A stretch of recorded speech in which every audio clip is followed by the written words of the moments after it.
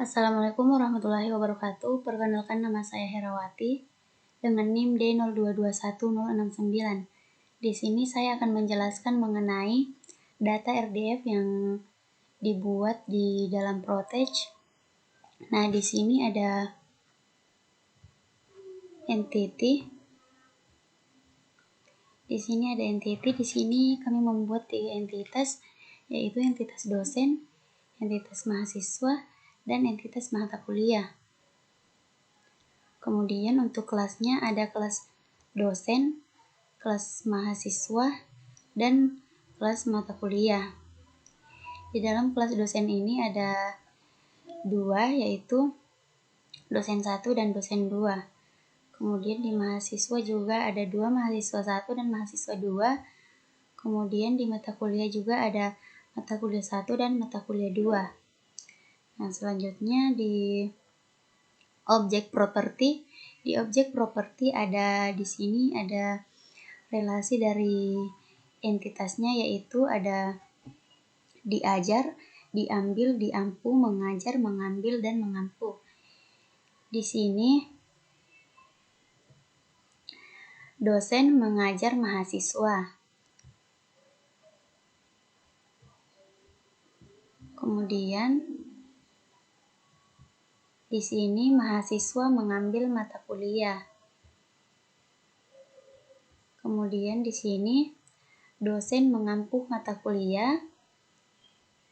Kemudian di sini mahasiswa diajar oleh dosen. Kemudian di sini mata kuliah diambil oleh mahasiswa. Untuk yang terakhir yaitu mata kuliah diampu oleh dosen. Nah, selanjutnya di data properti di sini data propertinya ada nama dosen, nama mahasiswa, nama mata kuliah, dan NIDN dosen. Di sini di nama dosen ini berisi data-data dosen, nama-nama dosen. Di nama mahasiswa berisi nama mahasiswa dihubungkan ke entitas mahasiswa.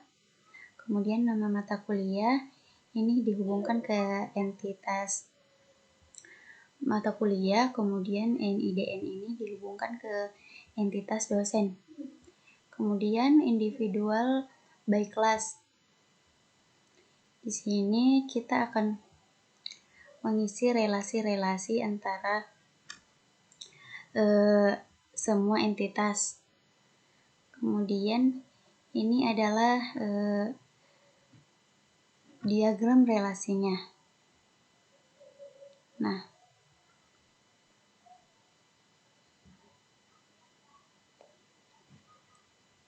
mungkin itu saja yang bisa saya jelaskan mengenai pembuatan data RDF di Protege.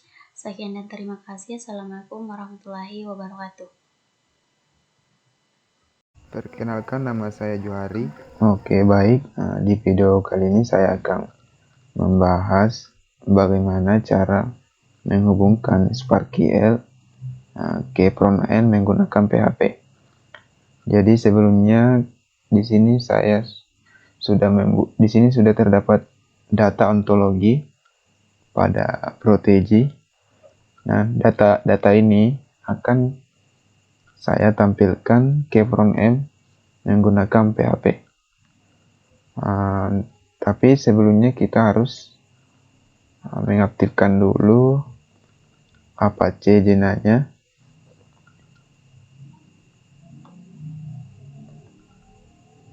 Kita buka CMD untuk mengaktifkan. Kita masukkan perintah fuseki server.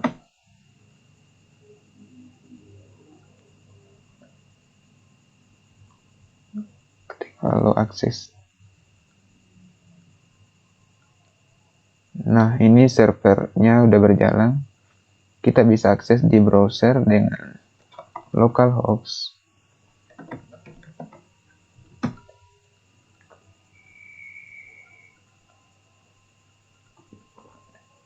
Nah, ini udah terdapat data ontologi yang sudah diupload. Kita bisa lihat query-nya di bagian query. Nah, ini ada beberapa query. Nah, query ini akan kita masukkan ke dalam PHP sehingga data yang ada di ontologi, yang ada di Protege akan tampil di bagian front end. Nah, di sini saya sudah menyediakan program PHP-nya. Kita masuk ke folder htdocs. Nah, di sini saya buka saja di kode editor dengan di sini saya menggunakan VS Code. Nah, ini artinya kita sudah bisa menggunakan library ECRDev ini.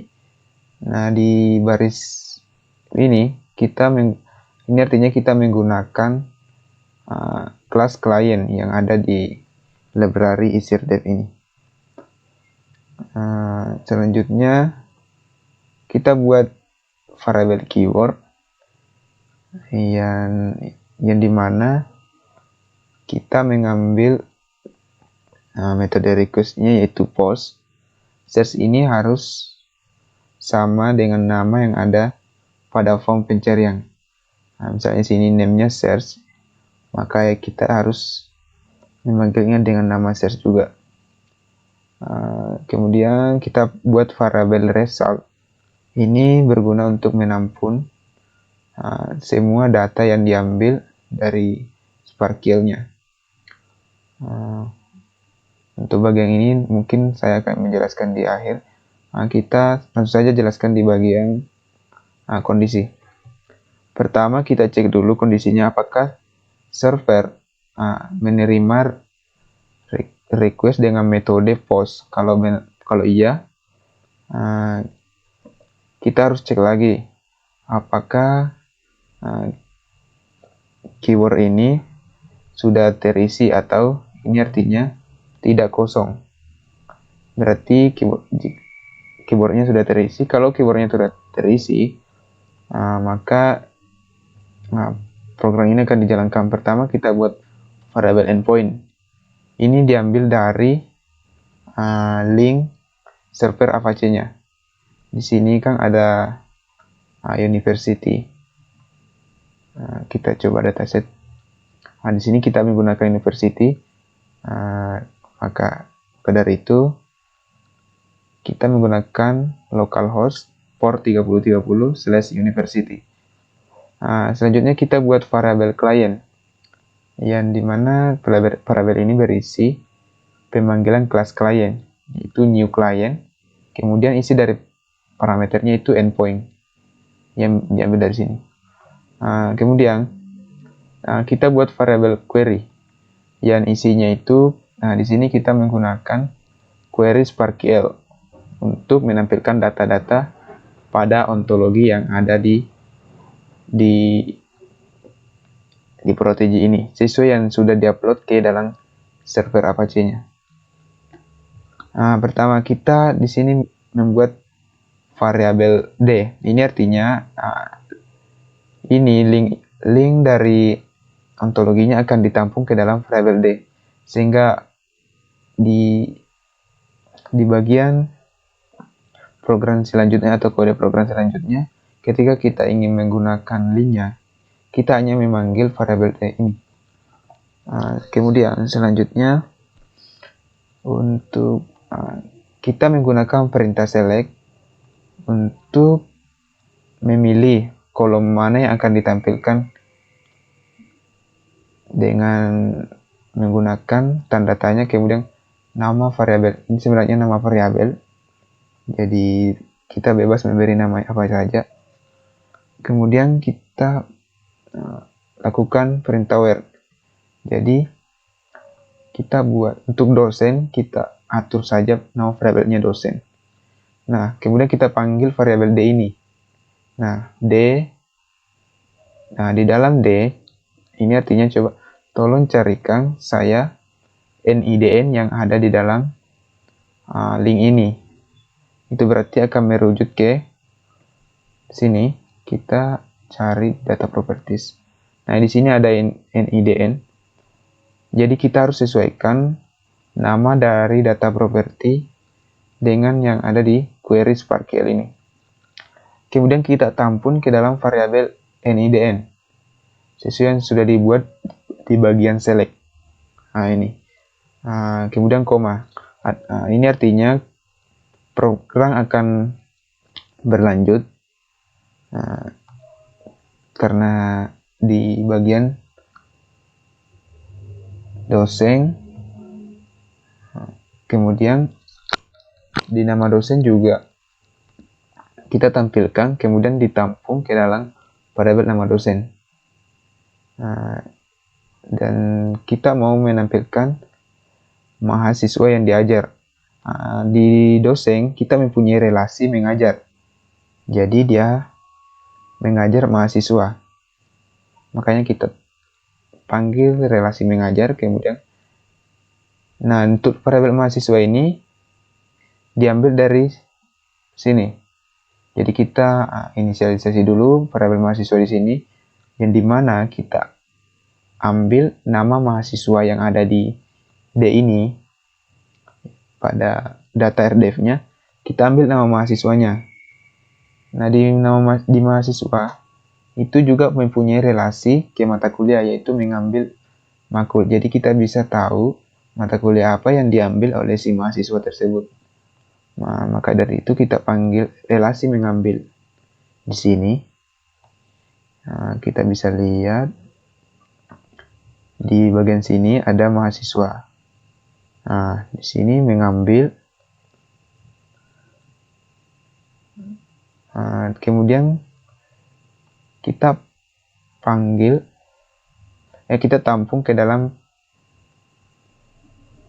variabel makul. Nah, variabel makul ini akan disimpan lagi ke dalam sini, yang dimana makul ini diambil dari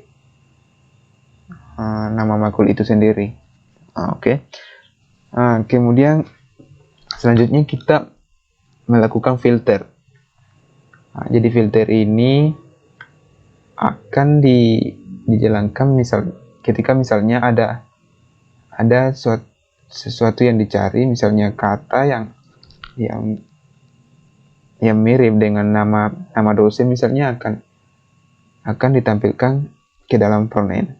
Nah, di sini kita menggunakan contents LKS, jadi huruf kecil dan huruf besarnya akan tetap disamakan.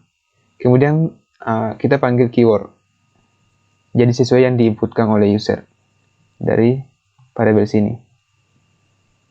Terus begitupun dengan nama kolom lainnya, yaitu NIDN, nama mahasiswa, dan nama mata kuliah. Selanjutnya kita menggunakan try catch exception. Ini berguna untuk mengecek apakah sebuah program ada error gitu. Nah, di bagian try ini kita panggil kembali variabel result yang sudah dibuat di atas sebelumnya. Kemudian kita isi dengan memanggil klien yang dari sini. Dalam klien ini ada fungsi yang namanya query. Nah, query-nya itu sendiri kita ambil dari variabel query. Itu sama saja. Fungsi query ini berisi perintah SPARQL ini. Selanjutnya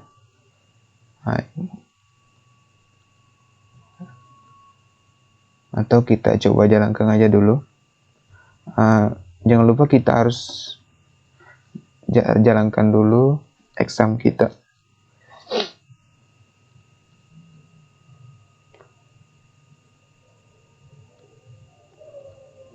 Kita jalankan exam. Kemudian kita akses di sini localhost sesuai dengan nama. Kita coba cari dengan memasukkan kata kunci junior. Nah, ini udah bisa. Sesuai dengan data yang ada pada data RDF ini.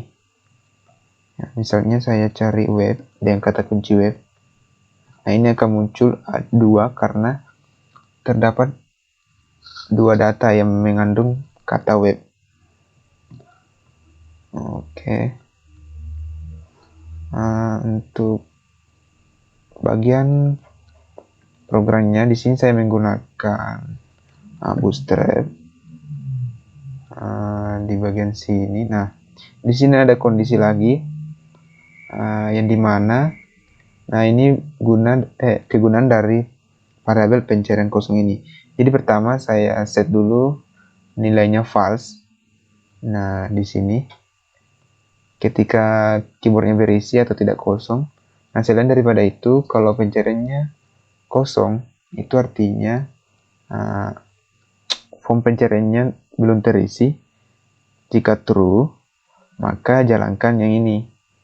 Makanya di sini jika pencariannya kosong, maka tampilkan pesan kesalahan ini. Nah, kita coba. Nah, misalnya ini kita tidak mengisi apa-apa, kemudian kita tekan tombol cari.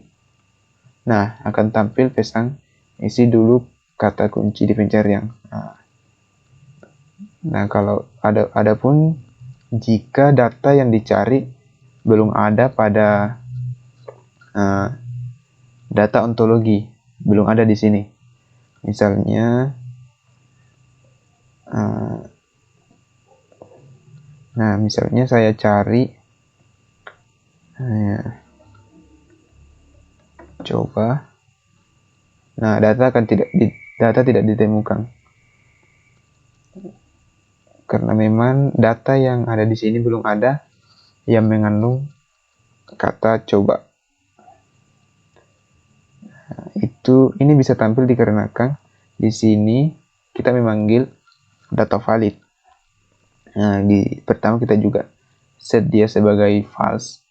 Kemudian, nah di bagian sini kita panggil lagi, kita ambil jumlah pada result. Jadi kalau misalnya dia lebih dari 0, itu artinya true. Berarti ini akan jadi true.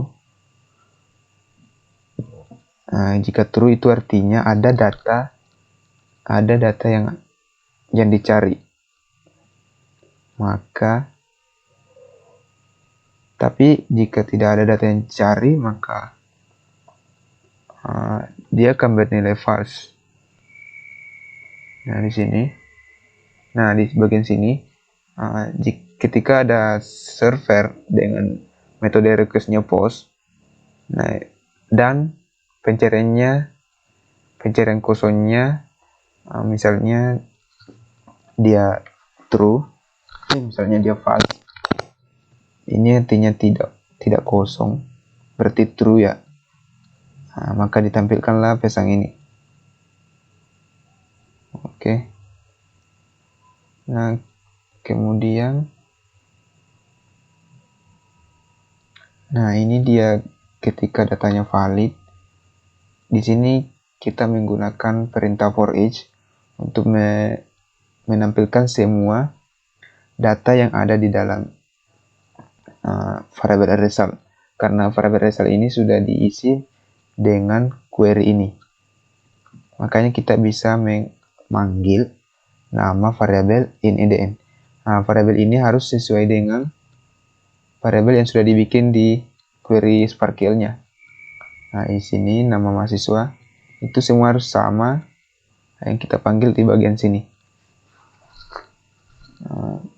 Kalau misalnya saya ubah jadi huruf kecil, lalu kita coba jalankan. Saya mau cari junior. Nah, mata kuliahnya akan menampilkan sebuah pesan. Dia tidak menemukan properti dengan nama makul. Karena memang di sini nama makulnya kita atur huruf M-nya itu besar. Jadi harus sesuai.